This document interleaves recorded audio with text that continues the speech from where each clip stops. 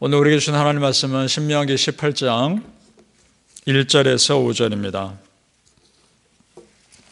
신명기 18장 말씀 1절에서 5절, 구약성경 289페이지에서 290페이지입니다. 같이 읽겠습니다. 시작. 레위 사람 제사장과 레위의 온 지파는 이스라엘 중에 분깃도 없고 기업도 없을지니 그들은 여호와의 화제물과 그 기업을 먹을 것이라. 그들의 형제 중에서 기업을 가지지 않을 것은 여호와께서 그들의 기업이 되심이니 그들에게 말씀하심 같으니라. 제사장이 백성에게서 받을 몫은 이러하니 곧 그 드리는 제물의 소나 양이나 그 앞다리와 두 볼과 위라 이것을 제사장에게 줄 것이요. 또 네가 처음 거둔 곡식과 포도주와 기름과 네가 처음 깎은 양털을 네가 그에게 줄 것이니 이는 내 하나님 여호와께서 내 모든 지파 중에서 그를 택하고 내시고 그와 그의 자손에게 항상 여호와의 이름으로 서서 섬기게 하셨음이니라. 아멘. 오늘 새벽에 예배하시는 은혜가 우리 성도님들께 함께 하시기를 예수님 이름으로 축복합니다. 아멘. 자, 오늘 말씀은 하나님께서 레위인들을 특별하게 부르셨고 그들에게 특별하게 일을 맡기신 사명에 대한 내용입니다. 사실 이스라엘 민족 자체가 하나님께서 온 나라 중에서 선택하신 민족입니다.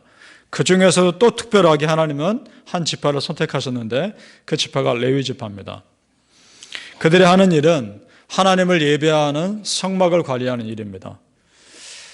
그러니까 성막을 광야에서 계속 옮겨 다녀야 했는데 옮기고 이동하는 일과 다시 또 설치하는 일과 그 안에서 드려지는 많은 예배를 다 주관하는 일을 레위인들이 감당합니다.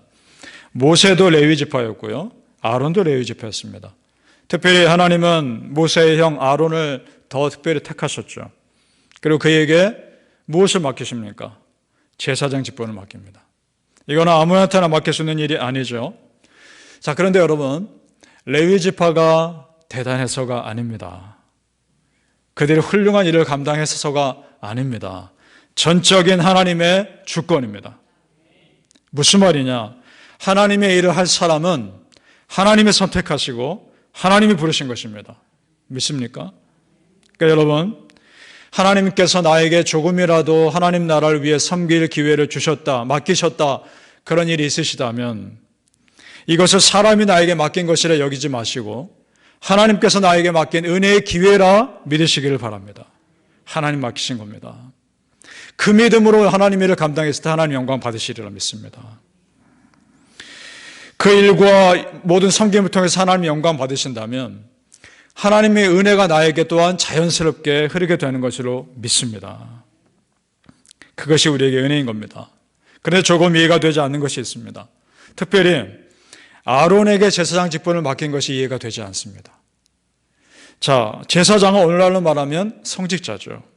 예배를 집례하는 사람입니다. 그런 소중한 일을 아론에게 맡기신 겁니다.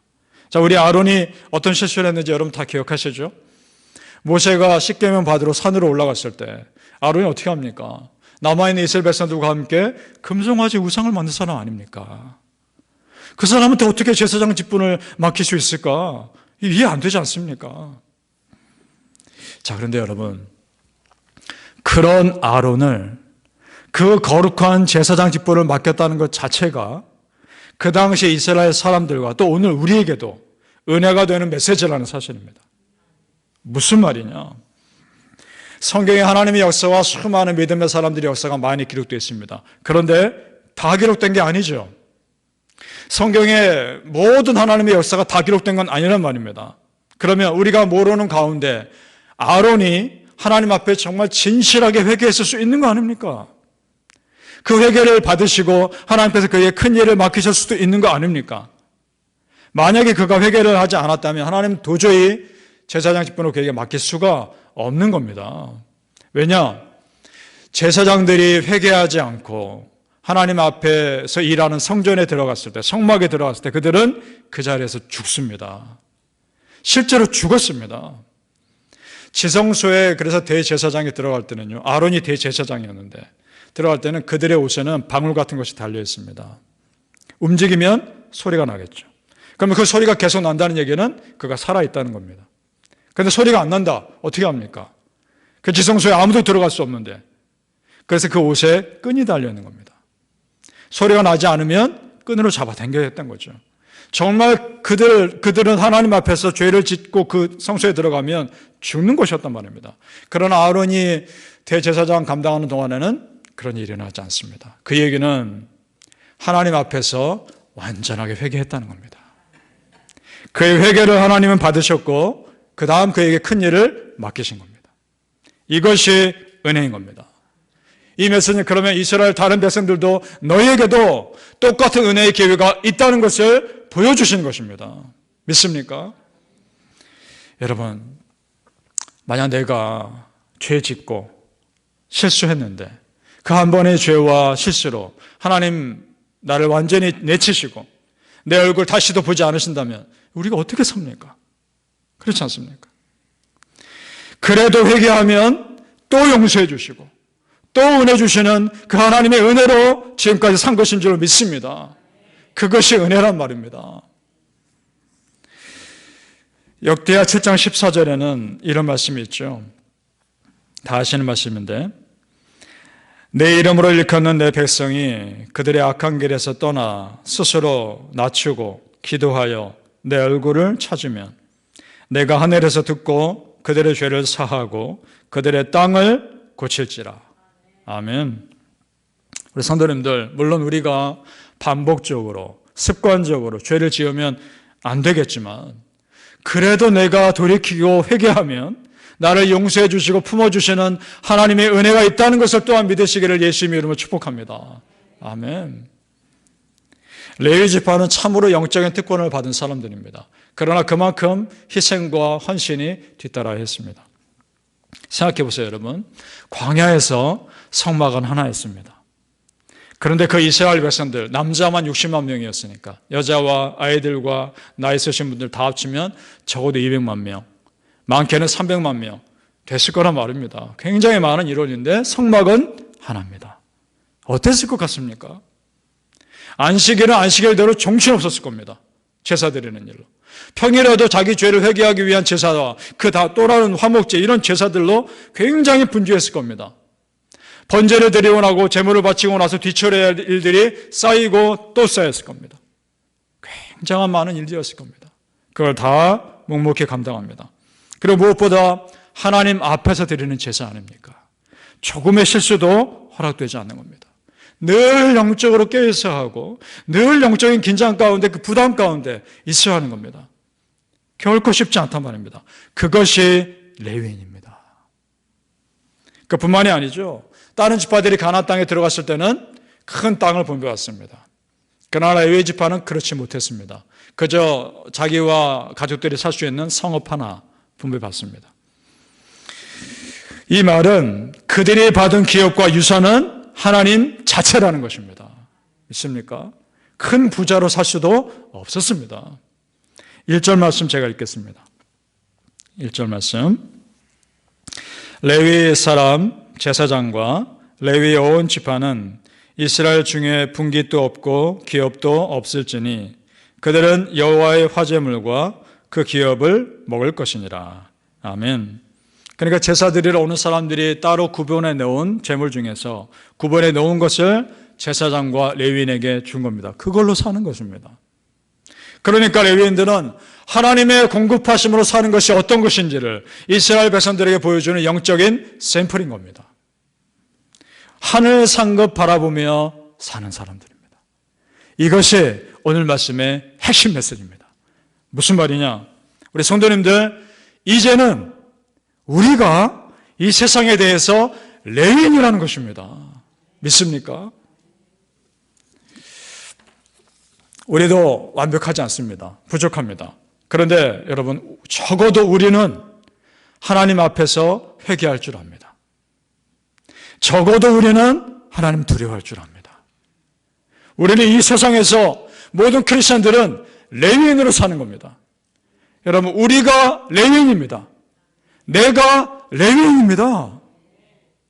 내가 레위인이라는 이 말이 나에게 도전이 되는 말도 되지만 참 위로가 되는 말도 됨을 믿으시길 바랍니다. 그 당시 다른 지파들은 자손들에게 땅을 유산으로 물려줬을 겁니다. 그런데 레위인들은 그럴 수 없었습니다. 그들이 물려줄 재산은 오직 하나님을 잘 섬기는 믿음입니다. 오직 여호와 하나님을 향한 신앙인 겁니다. 우리 2절 말씀 같이 읽어보죠. 2절 말씀 시작. 그들의 형제 중에서 기업을 가지지 않을 것은 여호와께서 그들의 기업이 되심이니 그들에게 말씀하심 같으니라. 아멘. 그렇습니다. 그들에게 하나님이 재산입니다.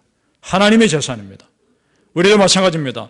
우리가 후손들에게 물려줄 것은 내 집이 아닙니다. 내 땅이 아닙니다. 여호와 하나님을 잘 믿는 우리의 믿음인 줄로 믿습니다. 하나님이 우리의 유산인 것, 그것이야말로 가장 큰 재산인 줄로 믿습니다. 얼마나 놀라운 축복입니까? 우리 성도님들, 그 당시 레위인들이 포기할 것이 많았던 것처럼 우리도 레위인으로 산다는 것 포기할 것이 있습니다. 그 성막 곳곳에서 구석구석에 이름 없이 빛도 없이 그 하나님을 섬겼던 것처럼 우리도 이름 없이 빛도 없이 하나님을 섬겨야 할 때가 있습니다. 그리고 세상 것에 더 많은 관심 갖는 것이 아니라 어떻게 하면 하나님 잘 믿을까? 어떻게 하면 하나님 잘 섬길 수 있을까? 그것에 더 많은 관심을 가져야 하는 사람들입니다. 레위인이니까. 그 은혜가 여러분에게 축복합니다. 그것이야말로 진정한 축복이며 하늘 상급 바라보는 것이야말로 진정한 축복인 줄 믿습니다. 베드로전서 2장 9절에는 이런 말씀이 있죠.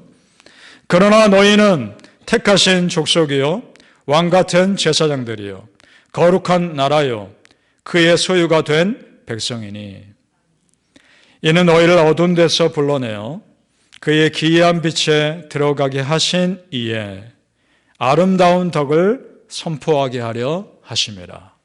아멘. 우리 성도님들, 여러분은 하나님의 아름다운 은혜를 이 세상에 드러내기 위해 하나님이 선택하신 부르신 제사장이요 레위인들입니다. 믿습니까? 바라는 성도님들, 레위인으로 사는 이 맡겨진 일에 묵묵히 순종하심으로 훗날 우리 천국 가서 하나님에게 여러분에게 맡겨주신 그 놀라운 예비하신 놀라운 상급 마음껏 다 누리시기를 예수님의 이름으로 축복합니다. 아멘. 기도하겠습니다. 아버지 하나님 은혜를 감사합니다. 내가 레위인입니다. 우리가 레위인입니다. 레위인을 특별히 선택하시고 부르시며 그들의 삶을 지켜주신 하나님께서 우리의 삶 또한 그렇게 지켜주실 줄 믿습니다. 그 레위인으로서 내가 마땅히 감당해야 할 희생과 헌신의 삶을 감당하게 하여 주옵소서. 지금 이 땅에서 우리가 그 보응을 받지 못한다 할지라도 저 하늘나라에 하나님께서 나에게 예비해 두신 그 놀라운 하늘 상급 바라보며 지금을 은혜 가운데 잘 견뎌나갈 수 있도록 인도하여 주시옵소서. 우리 성도님들 레위인으로 살게 하여 주옵소서. 하나님 백성으로 살게 하여 주옵소서. 반드시 지켜주시고 보호하여 주시고 먹여주시고 입혀주시옵소서. 감사하며 예수님 이름으로 기도합니다. 아멘.